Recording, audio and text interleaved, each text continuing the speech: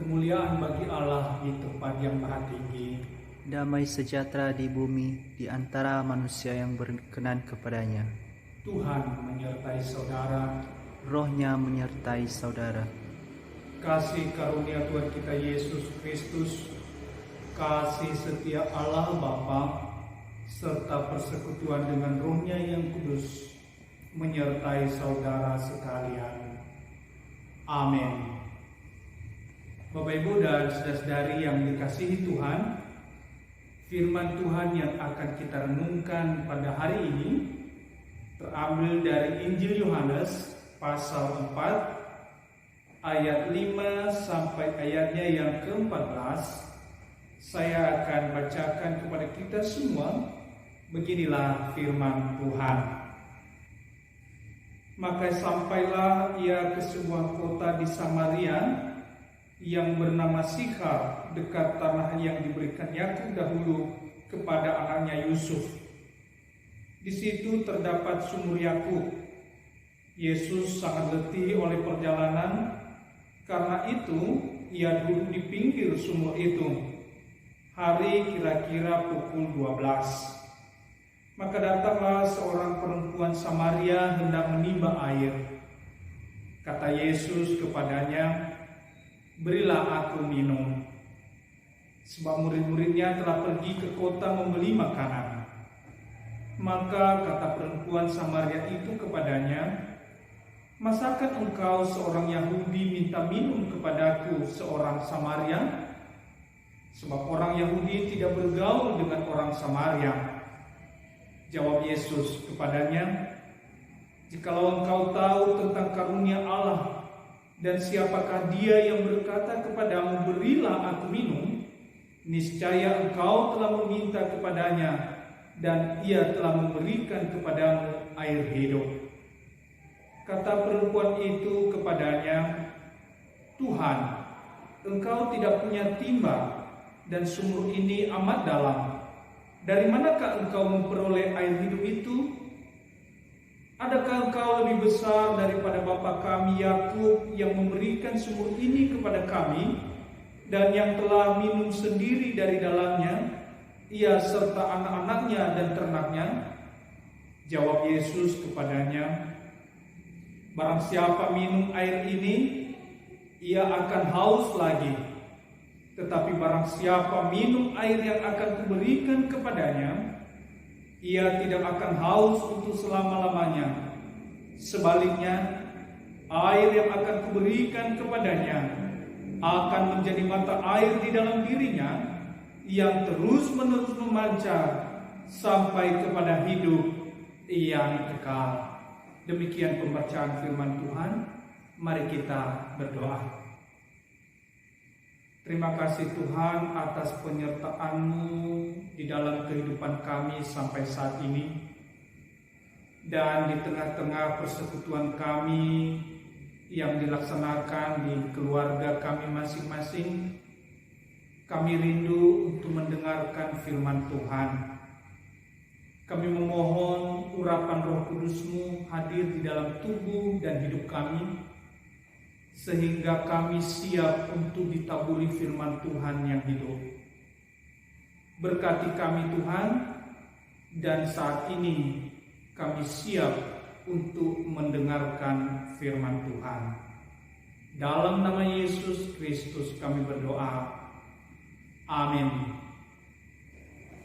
Bapak Ibu dan saudara-saudari yang dikasihi Tuhan, Shalom. Kisah pertemuan antara Yesus dengan perempuan Samaria termasuk salah satu kisah yang sangat menarik dan perlu untuk kita renungkan bersama, sebagaimana tadi kita baca di dalam firman Tuhan yang menjadi perenungan kita pada hari ini. Mengapa menarik dan perlu kita renungkan? Alasannya ada dua. Yang pertama adalah karena pertemuan itu sendiri telah menjadi inspirasi bagi banyak orang untuk mau berelasi dengan sesama manusia yang berbeda suku, agama, ras, dan antar golongan, atau yang biasa kita singkat dengan sebutan SARA. Pertemuan Yesus dengan perempuan Samaria adalah termasuk pertemuan yang tidak biasa. langka, bahkan dianggap tabu oleh orang Yahudi, tetapi Yesus justru melakukannya. Ini menarik, karena kita tahu bahwa orang Yahudi sangat membenci dan menganggap rendah semua orang Samaria. Hal ini kita bisa lihat di dalam ayatnya yang ke-9. Bagi mereka, orang Samaria itu najis. Dianggap tidak mampu menjaga kemurnian ras mereka. Mereka adalah dulunya orang Yahudi, tetapi mereka melakukan perkawinan campur dan juga melakukan percampuran di dalam agama dan kepercayaan mereka. Sehingga bagi orang Yahudi, mereka ini, kelompok Samaria ini, adalah orang-orang yang dianggap najis dan rendah. Apalagi kalau dia seorang perempuan, wah, itu dianggap sangat rendah dan najis.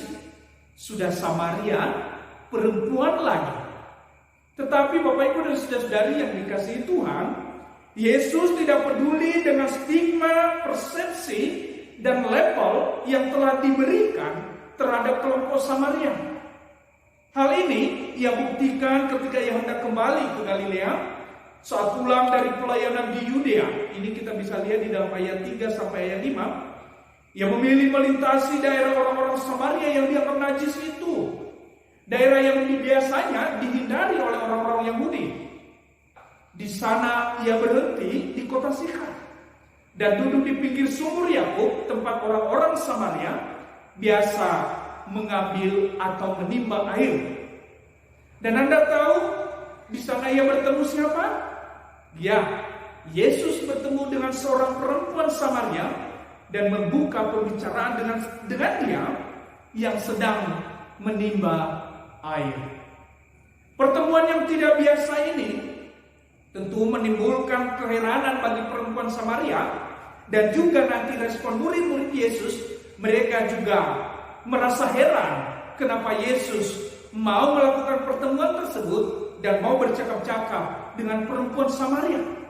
Tetapi Bapak Ibu dan saudara-saudari yang dikasihi Tuhan, bagi Yesus ini adalah kesempatan untuk mengajarkan mereka bahwa relasi buruk antara mereka, antara orang Yahudi dengan orang Samaria, sudah seharusnya dipulihkan. Stigma buruk selama ini yang dicapkan atau yang diletakkan di dalam kelompok Samaria sudah waktunya untuk dihapuskan. Orang Yahudi atau mereka harus membuka diri untuk bisa menerima satu dengan yang lain. Yesus ingin tidak ada lagi yang merasa lebih hebat, lebih suci, lebih unggul dari kelompok lainnya. Yesus ingin antara orang Yahudi dan orang Samaria terjalin komunikasi yang baik. Mereka bisa bertemu, berbicara satu dengan yang lain. Ingat, semua manusia sama atau setara di hadapan Allah. Baik orang Yahudi maupun orang Samaria, mereka setara di hadapan Allah. Kalau di hadapan Allah saja setara, siapakah dia, siapakah manusia berani merendahkan kelompok lainnya? Dan karena itu, semua manusia sama-sama berhak menerima kasih karunia keselamatan dari Allah melalui Yesus Kristus. Sehingga semua tembok yang menjadi penghalang harus dihancurkan supaya Allah dan manusia dapat bertemu, berjumpa, dan berkomunikasi. Tentu ini menjadi keuntungan bagi manusia, karena dengan itu, dengan tembok yang dihancurkan itu, dengan relasi yang dipulihkan itu, manusia mendapatkan keselamatan. Yesus sendiri datang ke dunia untuk memulihkan relasi manusia dengan Allah. Dan karena itu, relasi antar sesama manusia yang sudah rusak juga harus dipulihkan. Hal ini Yesus contohkan melalui pertemuannya dengan perempuan Samaria di dalam bacaan kita hari ini. Yang kedua, mengapa kisah pertemuan Yesus dengan perempuan Samaria ini menjadi menarik dan perlu kita renungkan bersama? Yang kedua adalah karena isi atau konten pembicaraan Yesus dengan perempuan Samaria tersebut sangat relevan dengan kebutuhan si perempuan secara khusus dan kebutuhan manusia secara umum. Apa konten percakapan mereka? Yaitu mereka berbicara tentang air yang menjadi kebutuhan semua manusia. Kita tahu tidak ada satu manusia pun yang tidak butuh air, termasuk Yesus yang hadir ke dunia dalam ragam manusia. Ia juga butuh air. Ketika ia melakukan perjalanan yang cukup jauh dan ia sangat letih, apalagi itu pada pukul 12 siang, ia merasa haus, ia butuh air. Karena itu ketika ia duduk di pinggir sungai, di pinggir sumur itu, dan ia melihat seorang perempuan Samaria hendak menimba air, ia pun berkata, "Berilah aku minum." Itu di dalam ayat 7. Bapak Ibu dan saudara-saudari yang dikasihi Tuhan, bagaimana respon perempuan Samaria itu? Perempuan itu meresponnya dengan penuh keheranan dan cenderung sinis. Ia tidak langsung menjawab ya atau tidak, tetapi justru ia berkata di ayat 9, "Masakan engkau seorang Yahudi minta minum kepadaku seorang Samaria?" Yesus menjawab, "Jikalau engkau tahu tentang karunia Allah dan siapakah dia yang berkata kepadamu, 'Berilah aku minum,' niscaya engkau telah meminta kepadanya dan ia telah memberikan kepadamu air hidup." Di sini Yesus meningkatkan konten pembicaraan mereka dari air minum duniawi yang dibutuhkan untuk memuaskan dahaga ragawi manusia menjadi pembicaraan tentang air hidup yang dibutuhkan untuk memuaskan dahaga rohani setiap manusia. Dan air hidup inilah yang menjadi tema kita pada hari ini, yaitu air kehidupan. Atau kalau mau lebih lengkapnya, tema ini bisa kita buat menjadi Yesus adalah air kehidupan. Bapak Ibu dan saudara-saudari yang dikasihi Tuhan, frasa air hidup sesungguhnya bukan hal asing bagi orang-orang pada zaman itu, yang secara harafiah berarti air yang mengalir, bukan air yang diam di tempat. Dan bagi orang Yahudi sendiri, frasa air hidup ini beberapa kali digunakan untuk menggambarkan Allah sebagai sumber air yang hidup. Misalnya di dalam Yeremia pasal 2 ayat 13 dan Yeremia 17 ayat 13, ketika Israel meninggalkan Allah, mereka disebut sebagai orang-orang yang meninggalkan sumber air yang hidup. Dan tentu saja Bapak Ibu dan saudara-saudari yang dikasihi Tuhan, ketika Yesus berbicara tentang air hidup, maka yang ia maksud bukanlah air yang mengalir secara duniawi seperti yang dipahami oleh perempuan Samaria untuk memuaskan dahaga ragawi ini, melainkan air hidup yang adalah dirinya sendiri, Allah sendiri yang adalah sumber air yang hidup, dan juga Roh Kudus yang akan mengaliri dan menyegarkan roh dan jiwa setiap manusia yang percaya kepadanya untuk selama-lamanya. Hal ini semakin jelas ketika Yesus berkata di dalam ayat 13 sampai ayatnya yang ke-14, "Barang siapa minum air ini, ia akan haus lagi. Tetapi barang siapa minum air yang akan kuberikan kepadanya, ia tidak akan haus untuk selama-lamanya. Sebaliknya, air yang akan kuberikan kepadanya akan menjadi mata air di dalam dirinya yang terus-menerus memancar sampai kepada hidup yang kekal." Air duniawi untuk memuaskan dahaga ragawi ini, itu akan selalu terus kita minum karena kita akan terus merasa haus. Tetapi air hidup kita terima dari Yesus Kristus, itu akan memuaskan dahaga rohani kita sampai selama-lamanya. Ini berarti siapapun yang menerima dan percaya kepada Yesus Kristus, maka ia akan menerima dua hal sekaligus, yaitu ia akan menerima air hidup yang adalah Yesus Kristus itu sendiri sebagai sumber air hidup untuk keselamatan hidup. Dan yang kedua, ia juga akan menerima air hidup yang adalah Roh Kudus yang akan terus mengalir, memancar, dan menuntun kehidupannya untuk hidup seturut dengan kehendak Tuhan sampai kepada hidup yang kekal. Ini sangat menarik. Dari pembicaraan air minum yang menjadi kebutuhan ragawi, kini Yesus telah mengajarkan kita tentang air kehidupan yang justru lebih dibutuhkan oleh manusia untuk keselamatan hidupnya. Dibutuhkan oleh perempuan Samaria dan juga dibutuhkan oleh kita semua. Bapak, Ibu, dan saudara-saudari yang dikasihi Tuhan, pertanyaannya adalah, apakah perempuan Samaria itu kemudian bersedia menerima air hidup yang disampaikan oleh Yesus atau tidak? Jawabannya iya. Walaupun awalnya ia gagal paham karena pikirannya masih fokus pada air minum duniawi, sebagaimana dapat kita lihat di dalam ayatnya yang ke-15, tetapi pada akhirnya secara tersirat perempuan Samaria tersebut menerima dan mengakui Yesus Kristus, Sang Mesias, Juru Selamat hidupnya. Bahkan bukan hanya menerima untuk kebutuhan dirinya sendiri, tetapi ia juga pergi bersaksi untuk mengalirkan air hidup itu kepada banyak orang di kota di mana ia tinggal. Ia meninggalkan tempayannya dan pergi ke kota. Ini di dalam ayat 28. Untuk memberitakan kabar sukacita tentang Yesus, Sang sumber air kehidupan itu, Mesias yang menyelamatkan.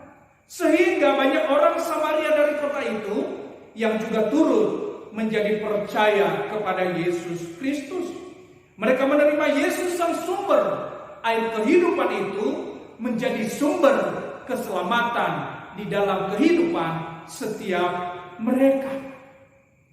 Bapak, Ibu, dan saudara-saudari yang dikasihi Tuhan, saya percaya bahwa setiap kita yang telah menerima dan percaya kepada Yesus Kristus, sesungguhnya air kehidupan itu telah ada dan mengalir di dalam kehidupan setiap kita. Hanya saja, ibarat air mengalir, kalau tidak dijaga kebersihannya, sampah bertebaran di mana-mana, maka aliran air itu bisa tersumbat dan berhenti mengalir. Ya, kalau lihat sungai, kalau tidak dibersihkan, penuh kotoran, maka aliran sungai itu bisa kotor, bahkan berhenti untuk mengalir. Demikian juga air hidup yang mengalir di dalam kehidupan kita akan tersumbat dan akan berhenti mengalir jika hal-hal yang tidak berkenan kepada Allah kita biarkan bertebaran di dalam hati, di dalam pikiran, di dalam ucapan kita, dan juga di dalam perbuatan-perbuatan kita setiap hari, termasuk perbuatan merendahkan dan memberikan stigma buruk terhadap orang yang berbeda dengan kita. Itu bisa karena beda suku, beda agama, beda ras, dan antar golongan, termasuk juga merendahkan orang karena perbedaan jenis kelamin berbasis gender, seperti yang terjadi di antara orang Yahudi dan orang Samaria yang menjadi subjek di dalam kisah yang menjadi perenungan kita pada hari ini. Hanya di dalam diri orang dengan hati yang bersih, penuh cinta kasih, jauh dari segala kebencian, kedengkian, dan dendam, air hidup itu tetap mengalir dan memancar terus-menerus. Dan hanya di dalam diri orang dengan pikiran yang jernih, adil, dan jujur, jauh dari pikiran jahat, air hidup itu tetap mengalir dan memancar terus-menerus. Hanya di dalam diri orang dengan perkataan yang benar, membangun, menguatkan, jauh dari tipu muslihat, air hidup itu tetap mengalir dan memancar terus-menerus.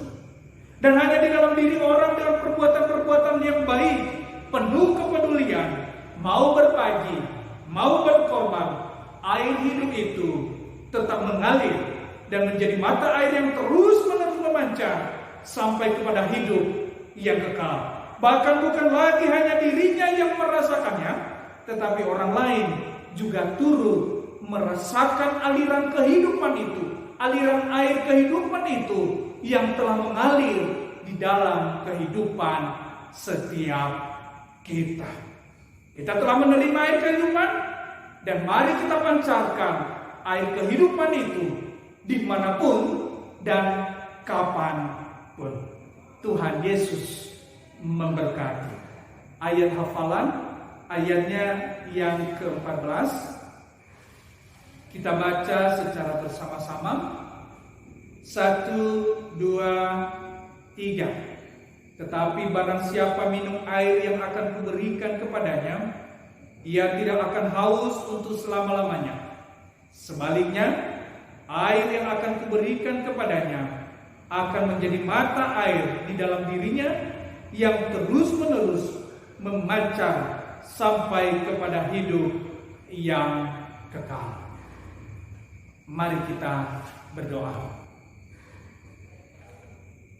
Terima kasih ya Yesus Kristus, Engkau sungguh baik di dalam kehidupan kami.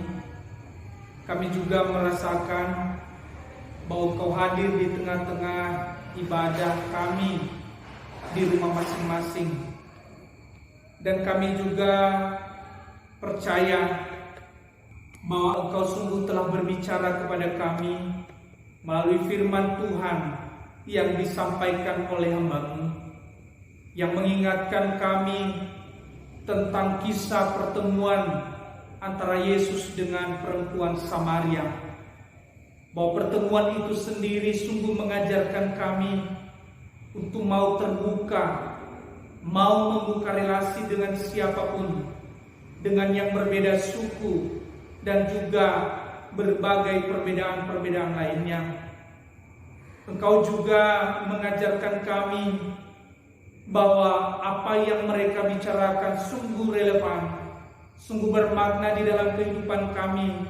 Ketika Yesus berbicara tentang air, yaitu air kehidupan, air yang akan mengalir di dalam kehidupan setiap orang yang percaya kepadanya, dan itu akan menyegarkan serta memuaskan dahaga rohani kami untuk selama-lamanya sampai kepada hidup yang kekal.